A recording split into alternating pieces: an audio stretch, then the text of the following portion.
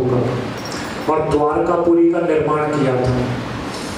जरासंध ने 17 बार प्रभु पर आक्रमण किया और 23 अक्षौहिणी सेना लेकर, परंतु प्रभु ने इस धरा का भार हल्का करने के लिए जो प्रयोजन था प्रभु का, एक गर्थो बतारो यम भूभार हरणाय में संरक्षणाय साधुनाम कृतोन्येषा बधाय जा, जो उनका भार हल्का करना था पृथ्वी का, इसीलिए उन्होंने जरासंध का वध नहीं किया, जिससे कि उसने 17 बार 23 अक्षौहिणी सेना लेकर आक्रमण किया। तो विचार करिए कि 23 अक्षौहिणी सेना का 17 बार प्रभु ने संहार किया, तो कितना पृथ्वी का भार हल्का कर दिया। और 18वीं बार भी जब आक्रमण किया तब भी उसे नहीं मारा। उस समय जब 18वीं बार आक्रमण उसने किया है जरासंध ने, तब साथ ही साथ कालयवन ने भी एक ओर से आक्रमण किया, ऐसा वर्णन आता है। तो कालयवन जब पहुंचा है तो प्रभु ने देखा 2 तरफ से आक्रमण होगा, जरासंध की सेना भी पहुंचने वाली है और कालयवन तो द्वार पे आ ही रहा है। इसलिए प्रभु ने समुद्र में द्वारकापुरी का निर्माण किया और समस्त मथुरा वासियों को हम वसुदेव जी के साथ उस द्वारका में स्थापित किया है। स्वयं जब कालयवन पहुंचा है तो एक कमल की माला धारण करके और महाराज नगर के द्वार पर अवस्थित हुए। जैसे ही कालयवन आगे बढ़ा तो रणछोड़ नाम जो ठाकुर जी का पड़ा है, देखिए 2 बार ठाकुर जी ने रण छोड़ा है, एक बार यहाँ कालयवन के समक्ष और एक बार रास में अंतर ध्यान हुए थे। तो रण छोड़कर भागने लगे। अब कालयवन उनके पीछे पीछे, प्रभु आगे आगे, कालयवन पीछे पीछे ऐसे भागते रहे और एक गुफा में जाकर प्रभु छिप गए। उस गुफा में मुचकुंद जी विश्राम कर रहे थे। मुचकुंद जी जो हैं वो मानधाता के पुत्र हैं, जो सतयुग के हुए हैं, वो तभी से वो उसमें महाराज अम्बरीश जी, मुचकुंद और पुरुपुत्र 3 पुत्र थे, 50 उनकी पुत्रियां थी मानदाता की। तो उस समय मुचकुंद जी के विषय में कथा आती है कि जब देवताओं और असुरों का युद्ध हुआ था, तब मुचकुंद जी देवताओं की तरफ से राक्षसों से लड़े थे, दैत्यों से, असुरों से युद्ध किया था। तो बाद में उन्हें कार्तिकेय जी सेनापति के रूप में मिल गए। तो देवराज इंद्र ने मुचकुंद जी से कहा कि आप अब पधारिए, अब हमें सेनापति मिल चुके हैं और आप क्या वरदान चाहते हैं वो बताइए। तो मुचकुंद जी ने कहा मुझे विश्राम करना है, मैं बहुत थक गया हूं, मुझे विश्राम करना है। तब देवराज इंद्र ने कहा कि आप गहन निद्रा में जाइए और जो भी आपको जगाने का प्रयास करेगा वो आपके नेत्र की ज्योति पड़ते ही भस्म हो जाएगा।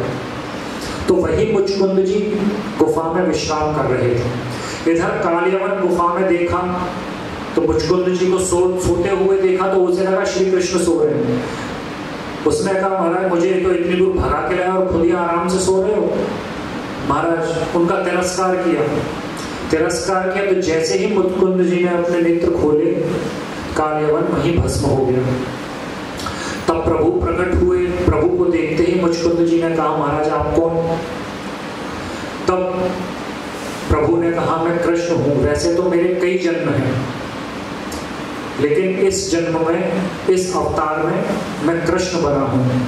क्वचित रजांसी विमुमे पार्थिवान्यो रुजन्म भी और गुण कर्मा भिदानानि नामे जन्मानि करहिचित। मेरे ये संभव है, हे मुचकुंद, ये संभव है कि कोई व्यक्ति अनेकों जन्म धारण करके ये पृथ्वी के जो छोटे छोटे धूली कण हैं इनकी गिनती कर ले, परंतु ये किसी भी प्रकार, कैसे भी, कभी भी संभव नहीं है कि मेरी लीलाएं, मेरे गुण, मेरे अवतारों को कोई कभी किसी भी प्रकार गिन सके। धूली कण गिनना तो संभव हो सकता है, मेरे अवतार, मेरे गुणों को गिनना संभव नहीं है। इस प्रकार महाराज प्रभु ने परिचय दिया है। मुचकुंद जी ने महाराज बहुत सुंदर उनके सामने प्रार्थना की है। उसके बाद मुचकुंद जी को वरदान देने के लिए कहा तो मुचकुंद जी ने कहा महाराज आपके चरणों में मेरी प्रीति बनी रहे, यही बहुत है। तब ठाकुर जी साक्षात कहते हैं कि मैं तुम्हें वर देने का प्रलोभन मात्र तुम्हारी सावधानी की परीक्षा लेने के लिए दे रहा था, क्योंकि सदैव प्रभु प्रलोभन देते हैं।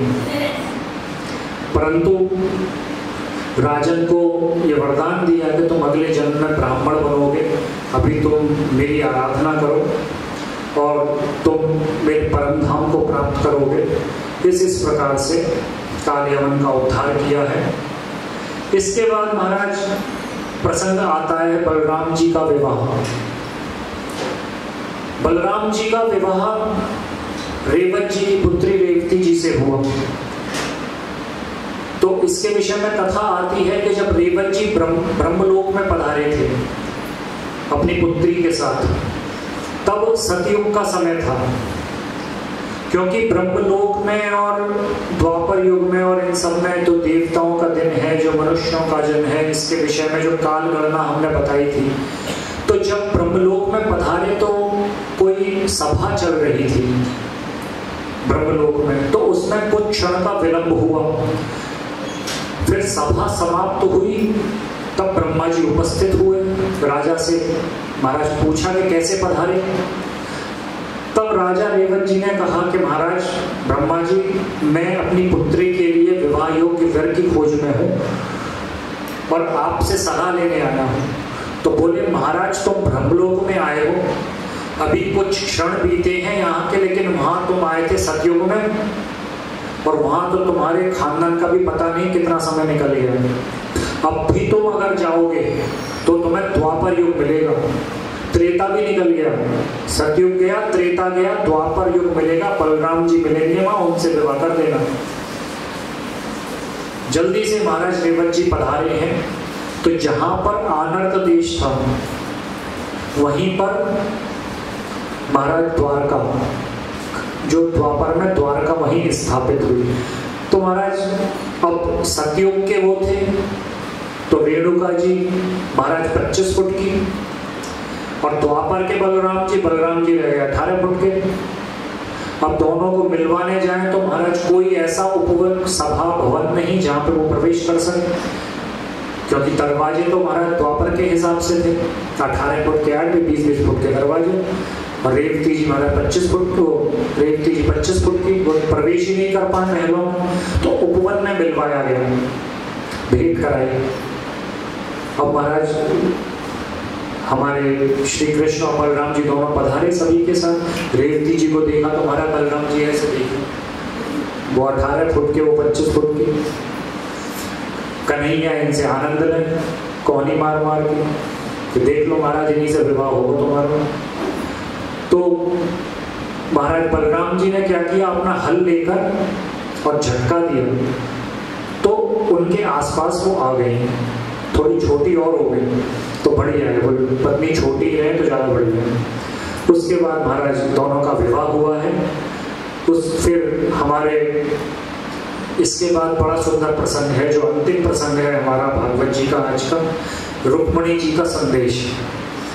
रुक्मणी जी ने महाराज विदर्भ देश की महाराज राजकुमारी हैं, इनके पिता हैं, उनका मन था कि इनका विवाह श्री कृष्ण से ही हो, परंतु इनके 5 भाई हैं। जो सबसे बड़े हैं रुक्मी, वो शाल, जरासन, पौंड्रक, दंतवक्र, विदुरथ, इनके यूथ में शामिल है, इनके ग्रुप में है, ये समझ लीजिए, क्योंकि ये सभी आतताई हैं।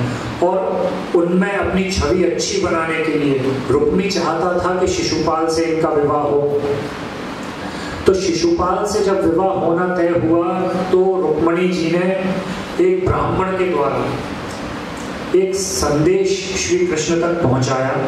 7 श्लोकों का संदेश था, और हमारे यहाँ 7 के अंक को बड़ा शुभ माना गया है, क्योंकि देखिए जैसे रंग भी 7 बताए गए हैं इंद्रधनुष के, सप्ताह में भी 7 दिन हैं, 7 द्वीप हैं, 7 समुद्र हैं, 7 फेरे होते हैं विवाह में, सभी का शरीर भी सप्तवितस्तिका है।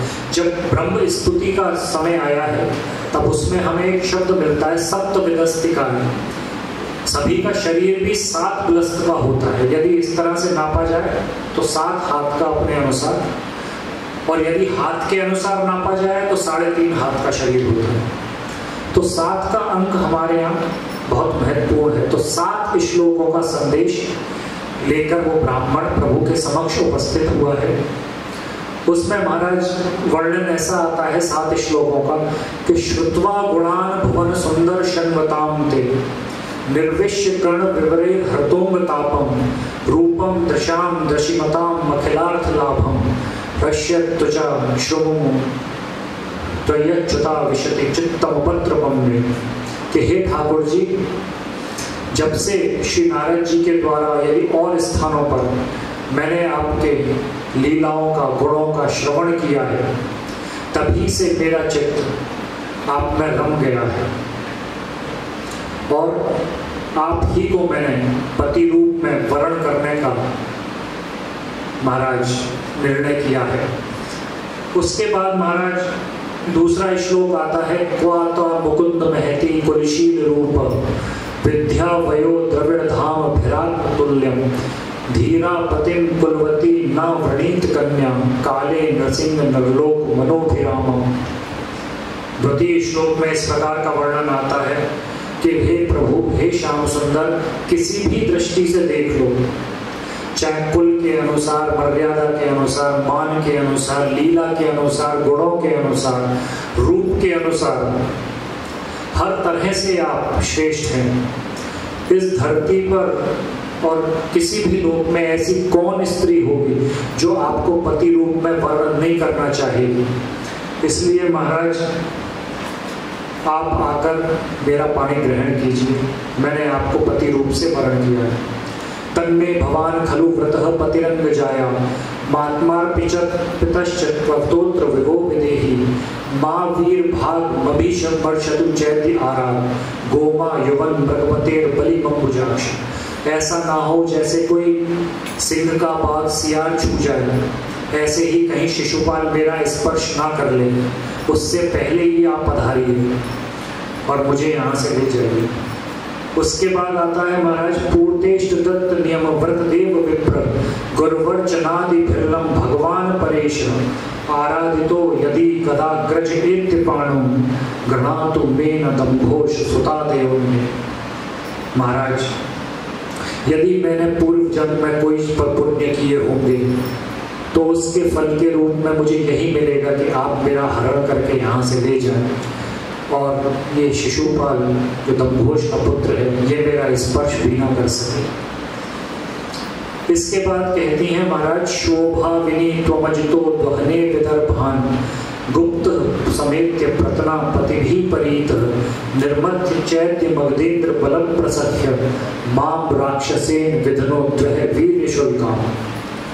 कि महाराज, यदि आपको ऐसा लगता है कि आप मेरे भाई बंधुओं को सभी को मारे बिना मुझे नहीं ले जा सकते, तो महाराज हमारे कुल का एक नियम है कि हम विवाह से पहले अपनी कुल देवी की पूजा करने के लिए जाते हैं।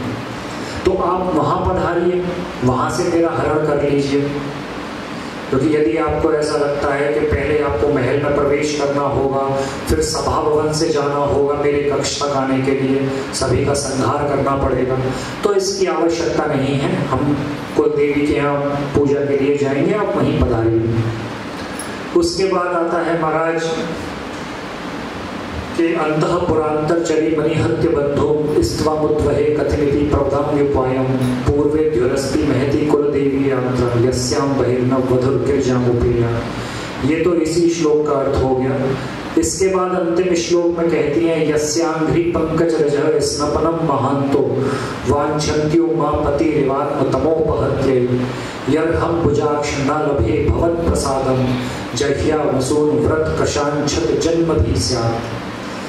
अर्थात यदि आप नहीं पधारे, इसका सार यही है, यदि आप वहां नहीं पधारे तो मैं व्रत करके अपना शरीर क्रश कर दूंगी, उसे सुखाकर अपने प्राण त्याग दूंगी, परंतु किसी और से विवाह नहीं करूंगी। इसलिए हे दैत्य, हे श्याम सुंदर, आप यहाँ पधारिए। जैसे ही प्रभु ने ये 7 श्लोकों का संदेश सुना है, ब्राह्मण से कहा है कि हे ब्राह्मण देवता, रुक्मिणी से जाकर कहिए कि जितना वो मुझसे प्रेम करती हैं उतना ही मैं भी उनसे प्रेम करता हूँ, और मैं वहां अवश्य आऊंगा। ऐसा संदेश देकर महाराज दारुक को आज्ञा दी है। अपना रथ निकाला है, चारों घोड़े सजाए हैं और एक ही रात में महाराज विदर्भ देश, आनंद से विदर्भ देश पहुंच गए। और इधर महाराज बलराम जी को पता चला कि अकेले ही पहुंच गए, किसी को बताया भी नहीं। तो हालांकि बलराम जी को प्रभु का पराक्रम ज्ञात था, परंतु फिर भी लीला के माध्यम से कह लीजिए या भात प्रेम कह लीजिए, उन्होंने एक सेना तैयार की और उनके पीछे पीछे विदर्भ देश की यात्रा की है। उसके बाद महाराज इधर विदर्भ देश में श्री रुक्मणी जी कुलदेवी की पूजा के लिए वहां से निकली हैं।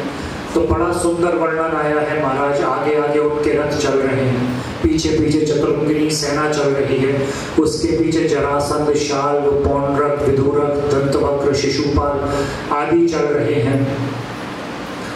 और महाराज उसके बाद श्री रुक्मणी जी बड़ी व्यथित हैं, क्योंकि अभी तक प्रभु का कोई संदेश उन्हें प्राप्त नहीं हुआ। पूजा अर्चना कर रही थी, इतने में ही ब्राह्मण देवता वहां पधारे हैं। माता को बताया है कि प्रभु आ रहे हैं, आपको ले लो। रुक्मणी जी बहुत प्रसन्न हुई, पूजा करके बाहर निकली तो देखा महाराज उनका अनुपम सौंदर्य देखकर जितने भी राजा महाराजा और सैनिक वहां खड़े हुए थे, सभी के हाथ से भाले छूट गए, हथियार छूट गए। इतने में ही देखा महाराज श्री कृष्ण रथ में वहां प्रकट हुए और सभी राजाओं के सर पर पैर रख के रुक्मणी जी का हरण करके अपने रथ में बिठाकर और वहां से चले गए। इधर महाराज जितने भी योद्धा थे, परम बलशाली जो समझते थे अपने आप को, चाहे दंतवक्र हो, चाहे विदूरथ हो, चाहे शिशुपाल हो, चाहे जरासंध हो, सभी अपने आप की अवमानना करने लगे, धिक्कारने लगे। इधर महाराज ठाकुर जी रथ लेकर निकले और पीछे पीछे रुक्मी उनके पीछे निकले, जरासंध निकले, सभी उनके पीछे पीछे अपने हथियार लेकर उनको मारने के लिए दौड़े हैं। प्रभु ने सभी का संहार किया है। रुक्मी उनके पीछे आया है तो रुक्मी को महाराज जैसे ही मारा है और मारने के लिए उसकी छाती पे चढ़ के उसका गला काटने के लिए उद्यत हुए हैं। तो रुक्मणी जी ने प्रार्थना की है कि हे प्रभु, ये मेरे भाई हैं, इन्हें अभयदान दीजिए। तब रुक्मी के उन्होंने दाढ़ी, मूछ, बाल सभी मोड़कर उसे कुरूप कर दिया और उसे वहां से जाने के लिए छोड़ दिया। इधर महाराज बलराम जी पधारे, तब तक तो सारी लीला ही समाप्त कर दी। अब बलराम जी आए तो महाराज बलराम जी के साथ द्वारका नगरी में आए हैं और द्वारका नगरी में आकर महाराज विधि पूर्वक श्री रुक्मणी मैया से पाणी ग्रहण हुआ है। बोलिए श्री रुक्मणी मैया की जय, श्री कृष्ण महाराज की जय। आज वैसे थोड़ा 2-5 मिनट जल्दी हो गया सब, तो द्वारका में बड़े आनंद का समय था। सभी ने बहुत आनंद पूर्वक प्रभु के विवाह का आनंद लिया है। तो इसके बाद महाराज थोड़ा सा वर्णन रुक्मणी जी के बाद इसमें उनके विवाह का भी आता है। अष्टपटरानियां हैं वैसे 16,108, तो कल थोड़ा सा वर्णन उसका हम करेंगे। आज के सत्र में बस रुक्मणी विवाह तक की ही कथा थी। कल के लिए सुबह 10 बजे से और 12 बजे तक कथा है और महाराज जी की जैसी आज्ञा हुई थी यही है हमारे 10 से 12। कल सुबह 10 से 12 बजे तक कथा रहेगी, तो कल समय से पधारिएगा और आगे की जानकारी महाराज जी जो बोलिए। श्रीमद् भागवत महापुराण